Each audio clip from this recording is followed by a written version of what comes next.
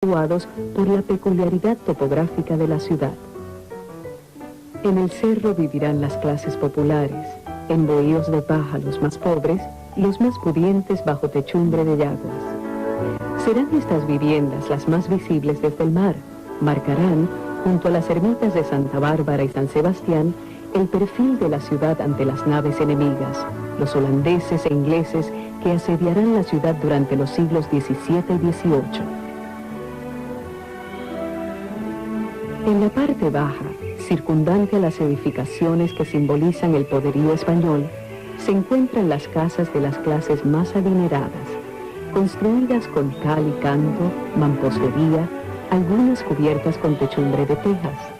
Progresivamente, hacia el siglo XVIII, estas casonas alcanzarán la majestuosidad actual del piso alto y las azoteas. Las casonas llamadas Casa de los Dos Zaguanes y Casa de los Contrafuertes son magníficos ejemplos de la elegancia alcanzada por la vivienda sanjuanera.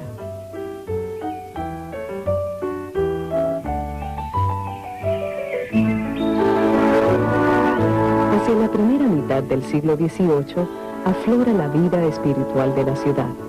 Se vuelve compleja con la presencia de su primer gran artista, el pintor José Campeche.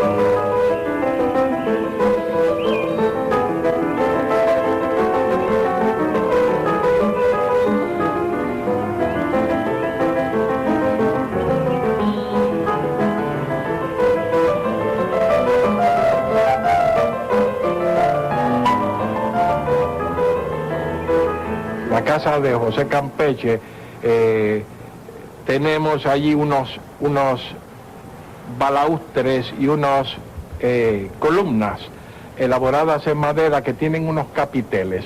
Son unos capiteles corintios, pero esos capiteles corintios se alejan grandemente de las fórmulas a que nos estamos acostumbrados a ver, la fórmula neoclásica en un texto o los que vemos allá en el Capitolio, en alguna de estas otras estructuras que pretenden atenerse a las normas clásicas. Son unos capiteles interpretados por un ebanista puertorriqueño y me hace una especie de síntesis es un capitel reducido a la expresión mínima de forma que uno reconoce que es un capitel corintio y sin embargo es esquemáticamente expresado, muy sintéticamente formada.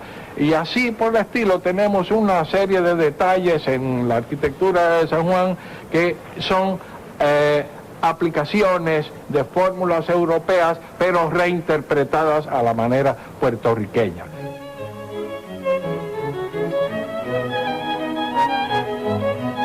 Hacia fines del siglo XVIII, San Juan es aún una ciudad pequeña, tendría alrededor de 7.000 habitantes.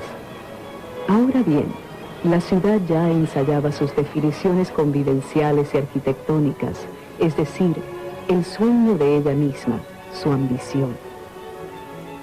En el espléndido retrato del gobernador Ustaris por Campeche, se vislumbra la ciudad viva, pujante, en metamorfosis. Esta ya alcanzaba la fisonomía que hoy la caracteriza. A través de la equívoca ventana del aposento de Ustaris, encontramos esos emblemas populares de las reformas promovidas por Carlos III, o sea, la ejecución de los planos que sostiene el gobernador. Lo político se concentra en una obra del Ministerio Público. Somos testigos de la pavimentación de las calles de San Juan. En el segundo plano, de pronto nos llama la atención ese detalle que simboliza los cambios de piel de la ciudad. A diferencia de Cartagena de Indias y La Habana, que aún conservan los tejados, San Juan se define en el siglo XVIII como la ciudad de las azoteas, siguiendo algunos de los patrones arquitectónicos de las ciudades andaluzas, particularmente Cádiz. En el cuadro de Campeche vemos la coincidencia de ambos estilos arquitectónicos.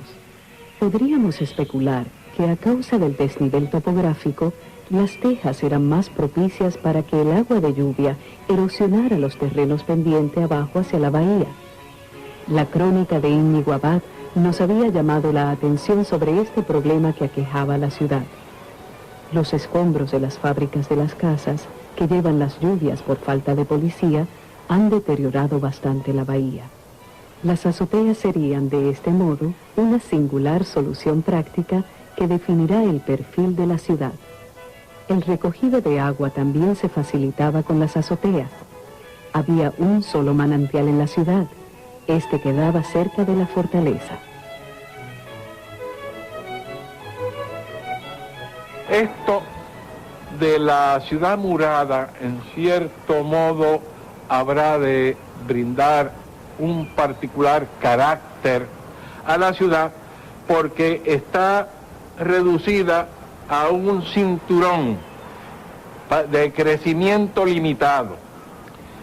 Las casas suelen erigirse inicialmente, como son pocas, espaciadas, pero finalmente ya en el siglo XVIII lo que habrá de preponderar en la fisonomía de la ciudad son las casas medianeras, las casas unas pegadas a las otras.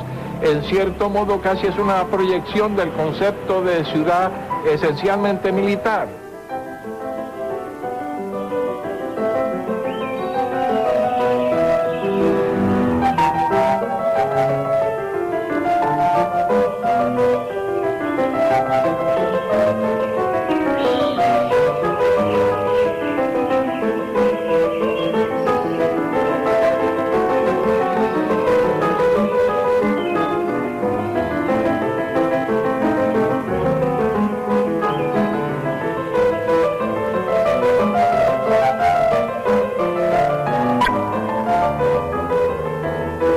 Las reformas al rígido mercantilismo español, logradas bajo la monarquía e ilustración de Carlos III, promueven el comercio y la vida comunitaria.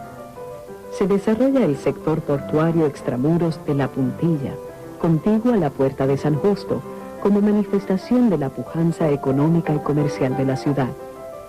La vida de la ciudad se vuelve menos severa. Se promueven variantes de los festivales mediterráneos.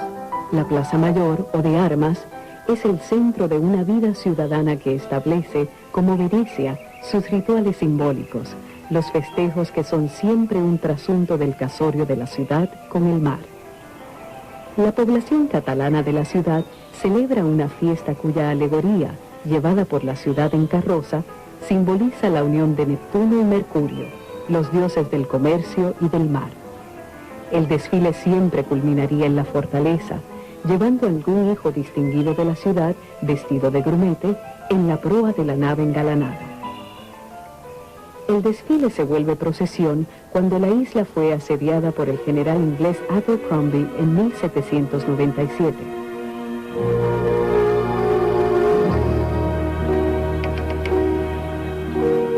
El obispo Tres Palacios organiza una rogativa dedicada a Santa Catalina y a Santa Úrsula y las 11.000 vírgenes. Según la creencia popular, esta devoción logró el milagro de que el 1 de mayo de ese año se levantara el sitio inglés. Dicha procesión piadosa es recordada en lo alto de la Caleta de las Monjas por la notable escultura de Lindsay Dean.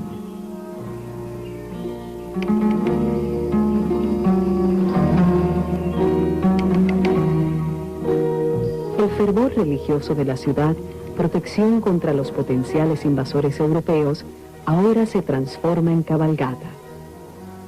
Nos dice André Pierre Ledru, botanista francés que pasó por Puerto Rico en el siglo XVIII, dudo que nuestras bellas de París puedan disputar con las amazonas de Puerto Rico el arte de manejar un caballo con tanta gracia como atrevimiento.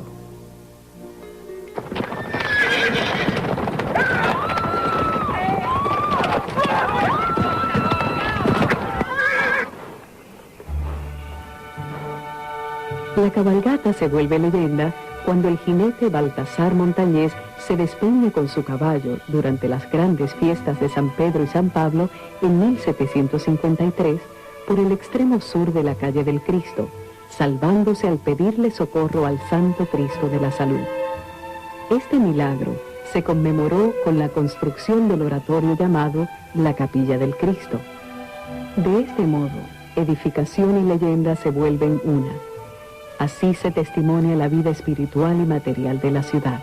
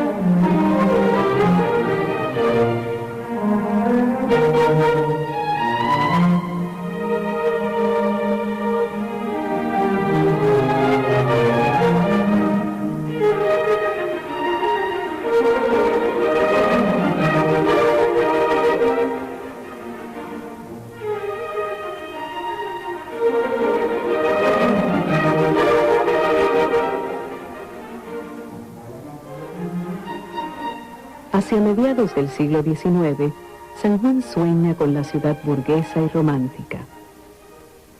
En este grabado de 1860, la vista panorámica de la ciudad parece regodearse en su majestuosidad. Las tropas en el fuerte San Cristóbal son atenuadas en su función simbólica por esas parejas que se solazan en la civilidad del paseo. A pesar de que el Teatro Municipal, hoy Teatro Tapia, y que aparece al fondo y a la izquierda del grabado, fue construido en 1828 con una elevación que tomaría en cuenta el tiro de los cañones del fuerte San Cristóbal, lo que define a San Juan ya no es la plaza militar. Ya se establece esa particular tensión entre la pujante vida ciudadana y las antiguas valoraciones militares. Simbólicamente, el Teatro Municipal parece algo constreñido por las murallas de la Puerta de Santiago. Que la ciudad tenga teatro ya es un signo de su recién inaugurada ambición de ciudad civilizada, culta al modo de la burguesía europea. Luego, en el siglo XIX, pues, San Juan irá disfrutando, no vamos a decir sufriendo, disfrutando unas ligeras alteraciones, unas adaptaciones de aspectos arquitectónicos. Por ejemplo, nos llega el hierro colado de Europa a través de Estados Unidos, y muchos de estos balcones que eran antes talladas en madera, los balaustres, son reemplazados por estos balcones un poco a lo Nueva Orleans, y sin embargo la transición es tan agradable, es tan bien adaptada, que en realidad no molesta, sino llegan a compaginarse muy armónicamente los balcones estos de hierro colado y los de madera.